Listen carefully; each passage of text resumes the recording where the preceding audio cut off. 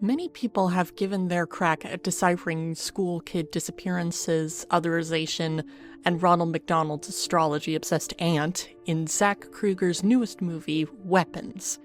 People have made connections to school shootings, alcoholism, the effects of trauma over a certain period of time.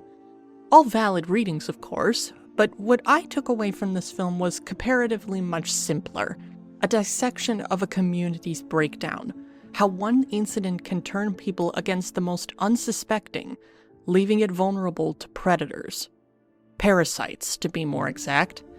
Parasites that proceed to galvanize that community's breakdown by exacerbating the problem of people turning against each other.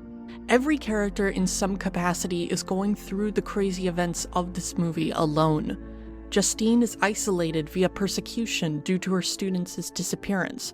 Archer willingly disregards his neighbors' wishes to find his son, and James ransoms the lives of 17 kids for drug money. Even beyond the characters we watch close up, the systems in place within the community are enforcing just as much isolationism. The police bury the investigation, and Principal Marcus outright shovels Justine from her job under the guise it's for her own safety.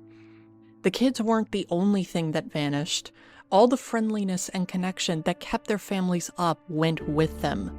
They are walled off from each other, fragmented, only pieces of a greater whole, which is the exact approach displayed through the film's most noticeable feature, the multiple perspectives. The movie is not just enforcing the feelings of the characters through the dialogue or plot, but the structure itself. But it's not just the inclusion of multiple perspectives that displays the theme of Weapons. It's how those perspectives are used. The chapters are not entirely restrictive. Marcus's story continues Justine and Archer's. Paul's chapter is finished in James's. Interconnectedness is not entirely gone from this county, but there's a major difference between these two examples. James and Paul's stories intersect because they're at odds. They are antagonistic to each other, to the point where their conflict actively is keeping them from actually helping the kids. Justine and Archer start out as antagonistic, but in the aftermath of Gladys's attack via Marcus, they do come to an understanding and work together. It's how those points of view emphasize interpersonal relationships that gives the film its soul. However, there's one final part that completes this theme of community. What happens when someone is completely separated from community? Alex Lilly doesn't get a perspective until the third act of the movie, and prior to that, his presence is mostly secondary, only discussed through other characters. Anytime there's any attempt to engage with him, either others or Alex himself shuts it down. He's the most isolated of all of the main characters, so his chapter is the most isolated from the others as well.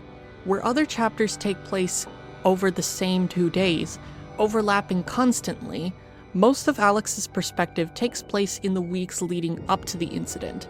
The one moment Alex has with Justine outside of his house isn't even retold.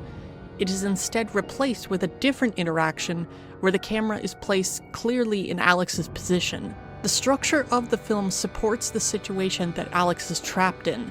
He is a secondary character in a plot that is arguably all about him. He's physically and structurally kept separate from the rest of the cast. This is due to the final part of the film affected by the structure. Gladys herself.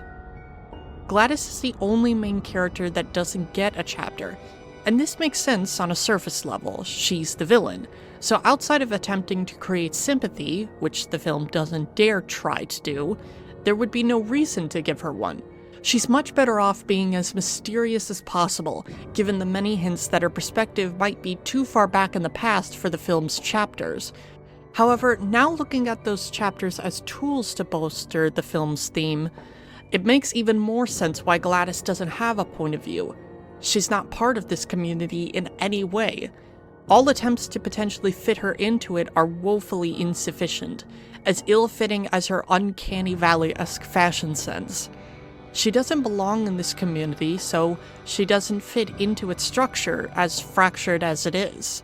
She exists so unnaturally in said community that her presence in other chapters is as nightmares or hallucinations, literally an invasive force on the other characters' chapters. Gladys deepens the themes of community by providing a counterpoint, an opposite to the interconnection of the main characters.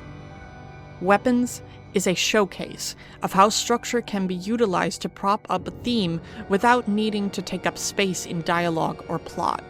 The way the story is told to us invites a closed-off perception of these characters, so that when they do intersect, the contrast makes us notice what has been lost, and this format allows for the villain's presence to be more impactful.